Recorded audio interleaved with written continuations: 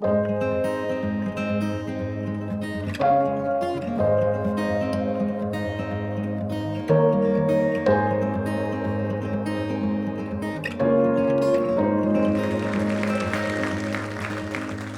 really lovely to be here today. I'm very excited to talk about something that is so near and dear to my heart. And I also think it's great that we talked about food, we talked about medicine, and now we can talk about textiles and clothing, which you might be thinking, why are we talking about clothing? And just share with you quickly, I actually started in the organic farming movement.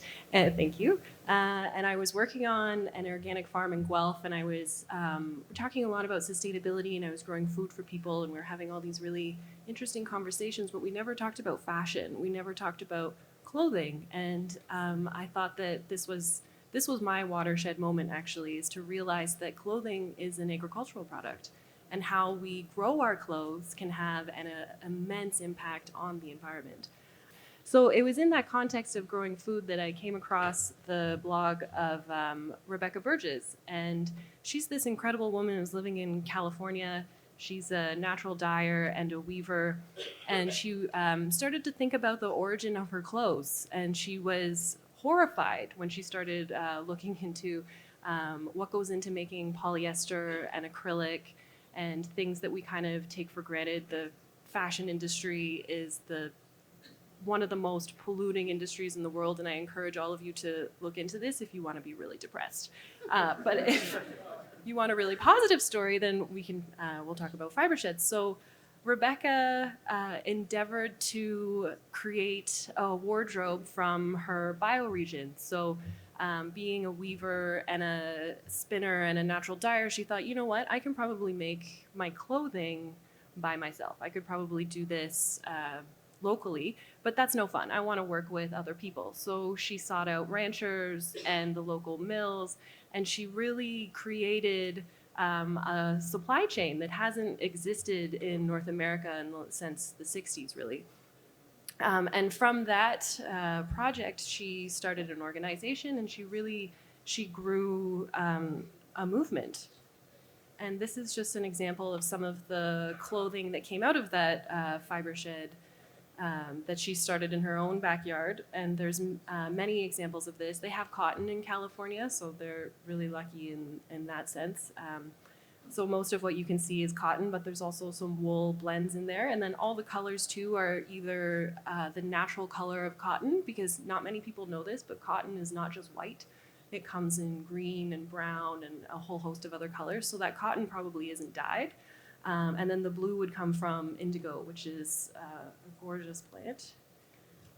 And the Fibre Shed is it's built on this soil-to-soil system. So it's a Fibre Shed is this geographic region from which you source everything that you need to create your clothing and textiles.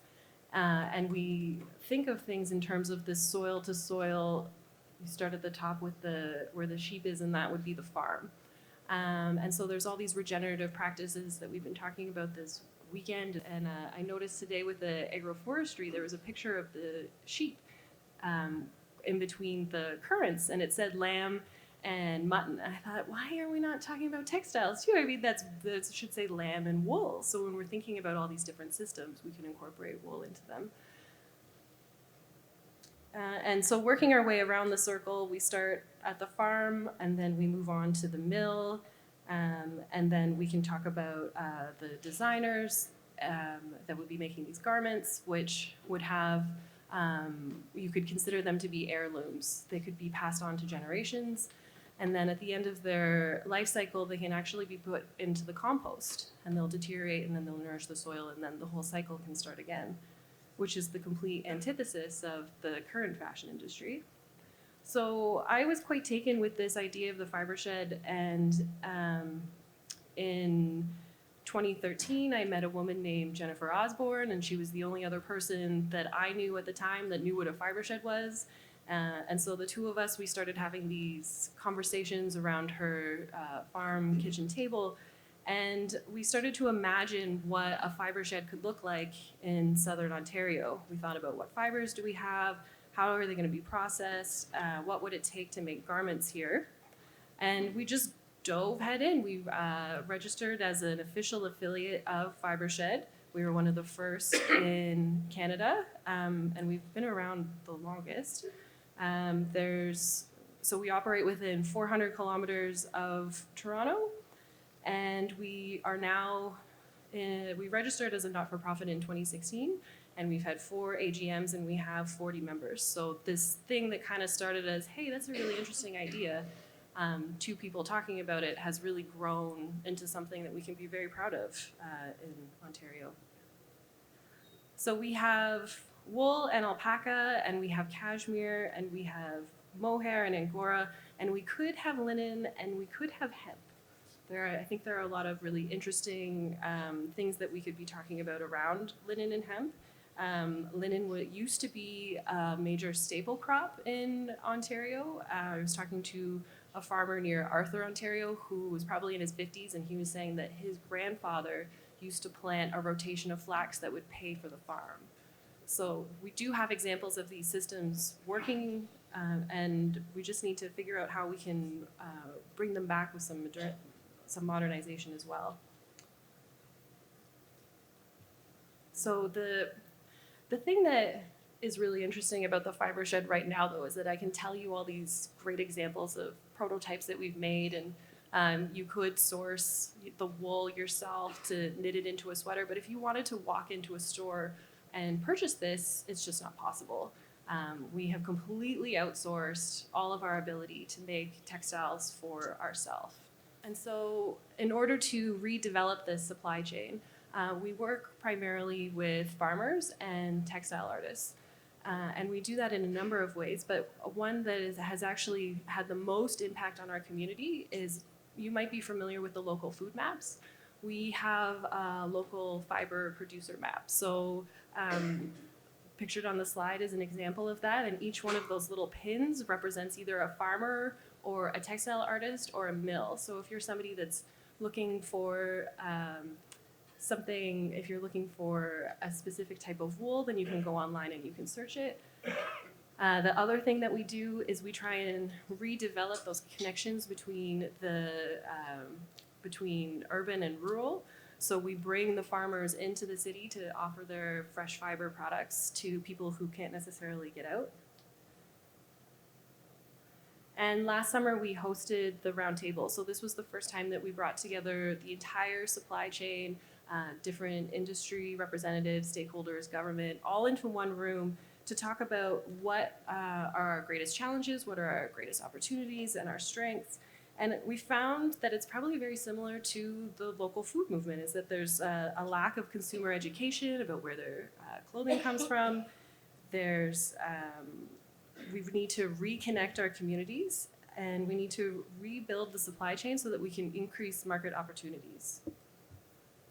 We're also, right now, we're working on a life cycle assessment for 1 pound of wool that is grown and processed in Ontario, so that we can start talking about what the actual environmental impact is, and also what the carbon capture and storage potential is, which I have a video that I will show you in a second. And this is one of my favorite things, is when I get to talk about something that one of our members has done. So this is Deborah Livingston Lowe, and she's a weaver. She lives in Toronto. And she was challenged by a friend of hers to make an Ontario tweed suit. So the wool from that comes from Alison Brown's farm, and it's her specific breed that she developed. It's called Noir Boule, and it's a blend of Noir Boule and mohair that was spun at Wellington Fibers in Elora, and then it was woven in Toronto, and it was tailored at Copley. So the transportation distance for this suit is less than 400 kilometers, which is revolutionary, really. And the tailor that was cutting and making this suit was just amazed by this fabric and said that it has so much life in it that you can tell the difference, that there's something very magical happening here. So I have 3 questions for you to think about, and then we're going to watch a quick video. And this is no judgment. This is just a way of framing your purchases and how you relate to clothing and other textiles. So I want you to think about, where were your clothes grown and where were they sewn? Was the color mined or was it cultivated? And will they be composted at the end of their life, or will they be sent to landfill? We need to think about where things are coming from, what we're putting on our bodies, and where it's going. What I get so excited about from the aspect of carbon farming and climate beneficial wool is it goes all the way back to the soil and all the way to the soil. The soil-to-soil life cycle is really the way we should be thinking about all consumer products. Where does it come from? Where is it going? Is it biodegrading? Does it work with all the healthy living systems that are associated with it? There is a major carbon imbalance in our environment. There is far too much carbon in our atmosphere, and there's far too little carbon in our soils. Carbon farming is one of the single best ways to restore the carbon cycle. Carbon farming is really paying attention to the fundamental function of your land base, which is to really build material. And if we could think about ourselves as conscious land managers that are actually helping enhance the carbon capture potential of our land base. That means cover cropping, that means windbreaks, that means restoring your creeks, putting oaks back into the pasture. There's all these ways to enhance the amount of carbon that you're pulling out of the atmosphere. I don't think of carbon farming as anything but enhancing the soil's ability to capture more carbon. Behind me are 2 compost piles, and the goal of these compost piles is to spread them on the alfalfa field and increase organic matter in the soils and draw down carbon into the soil. It's one of the most effective carbon farming practices that we can do. So if we were to scale carbon farming globally, we could achieve an increase in soil carbon at a scale that would actually begin to move the needle on climate change.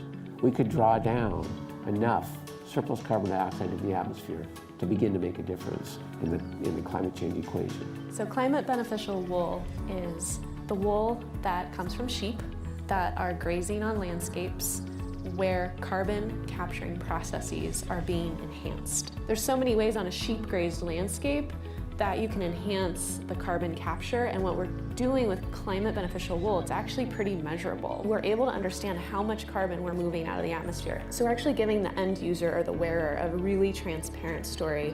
Climate beneficial wool is important to me because it's an endeavor that's brought production back home to California and into our local fiber shed, our local area. I hated the fact that our wool was produced here and then it would go to China and come back as ready-made clothing, and all of that production cycle was lost from the United States. So we brought that back. So that is really a big thing to me. Local natural fibers should be important to the consumer because from the wool producers to the spinner to the weaving to the cut and sew, it will be a completely regional product.